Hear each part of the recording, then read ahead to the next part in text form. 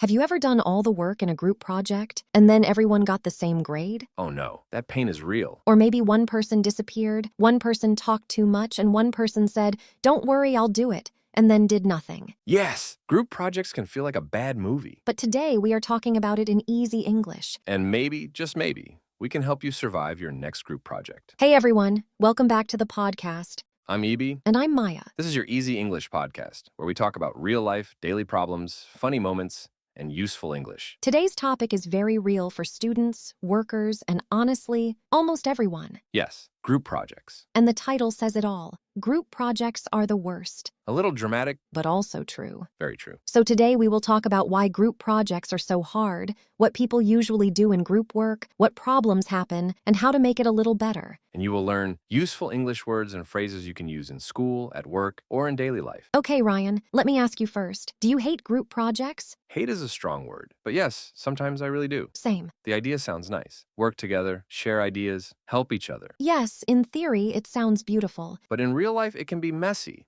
Very messy. I think the biggest problem is this. Not everyone works the same way. That is so true. Some people want to start early. Some people wait until the night before. Some people love planning. Some people hate planning. Some people write long messages.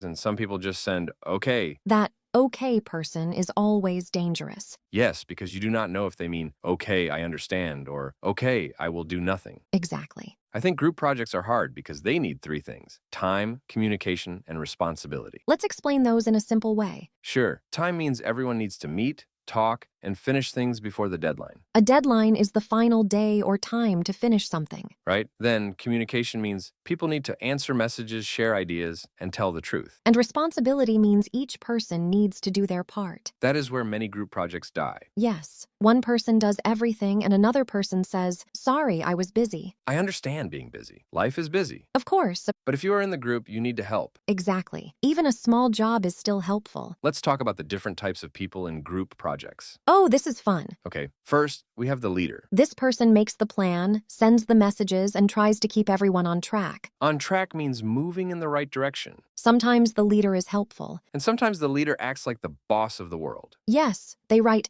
"I made a full schedule for everyone, and nobody asked for that." Then we have the quiet person. This person says almost nothing. You ask, what do you think? And they say anything is fine. That answer is not helpful. No, because then later they say, I don't like the final project. And everyone thinks, well, you had a chance to speak. Then there is the last minute person. This person appears one day before the deadline and says, "Hey guys, what are we doing?" That sentence can raise your blood pressure. Yes, very fast, and And of course, we have the hard worker. the one who does too much. Sometimes because they care a lot. And sometimes because they do not trust the group. Honestly, that second reason is very common. Very common. Have you ever been the hard worker, Maya? Yes, too many times. Same. Okay, let me share a story. Go for it. When I was in school, I had a group project with 4 people. We had to give a class presentation. That already sounds stressful. It was. On the first day, everyone was excited. We made a group chat. We chose the topic. We said, "Let's do this." Strong beginning. Very strong. But after that, silence. Classic. I sent a message. "Hey, can everyone do their part by Friday?" One person said yes. One person said, "I'll try." And one person did not answer at all. That is never a good sign. Friday came. I got one small paragraph from one person. Only one? Yes. So I stayed up late and did almost everything myself.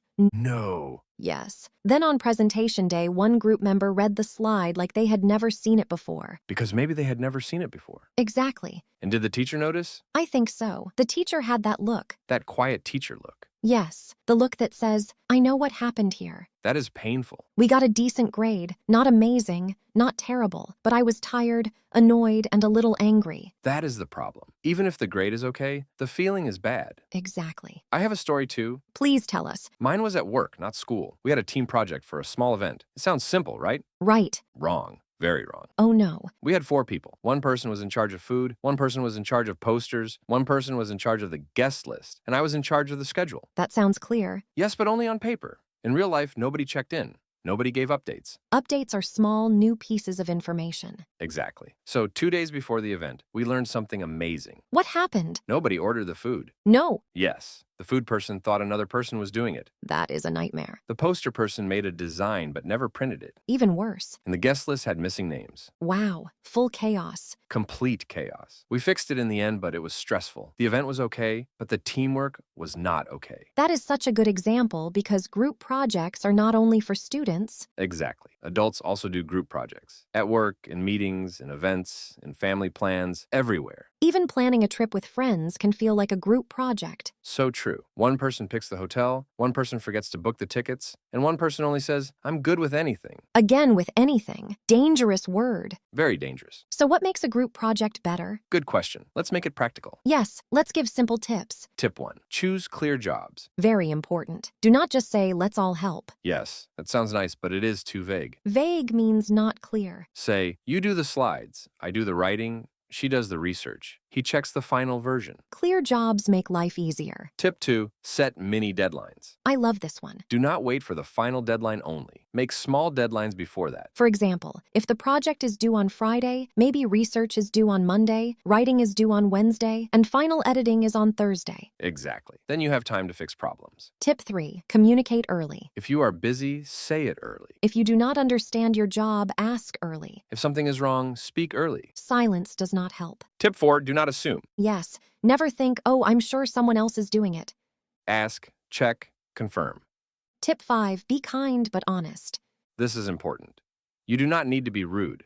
But you can say, hey, we need your part today, or can you please send your work by 6 p.m.?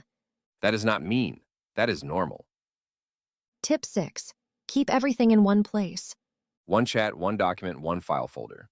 Not 10 different apps and 20 random messages. That makes people confused. And confused people make mistakes. Very true. Can I say one more thing? Of course. Sometimes people are not lazy. Sometimes they are shy. That is true. Maybe they feel nervous. Maybe they think their English is not good.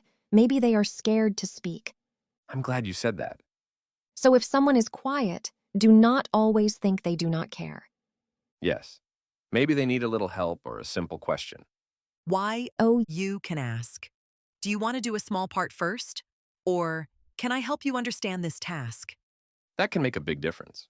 Because a good group is not only about work, it is also about trust. Trust means you believe the other person will do the right thing. And when people feel safe, they often do better. I agree. Okay, before we finish, let's do a quick vocabulary section. Yes, these are useful words and phrases from today's episode. Number 1, deadline. Simple meaning, the final time to finish something. Example, our project deadline is Friday. Number 2, do your part. Simple meaning, do your share of the work. Example, please do your part in the group project. Number 3, on track. Simple meaning, moving the right way and on time. Example, we are on track for our class presentation. Number 4, last minute. Simple meaning, very late, almost too late. Example, he started the project at the last minute. Number 5, update. Simple meaning, new information about progress. Example, can you give me an update on your work? Number 6, vague. Simple meaning, not clear. Example, her answer was too vague. Number 7, check in. Simple meaning, ask how things are going. Example, let's check in tomorrow about the project. Number 8, stressful. Simple meaning, making you feel worried or under pressure. Example, group work can be stressful. Number 9, trust. Simple meaning, to believe someone is honest and reliable. Example, I trust my teammate to finish her work. And number 10, responsibility. Simple meaning, something you must do. Example, it is your responsibility to make the slides. Nice. Those are very useful. Very useful for school, work, and life. So let's recap. Group projects can be hard because people work in different ways.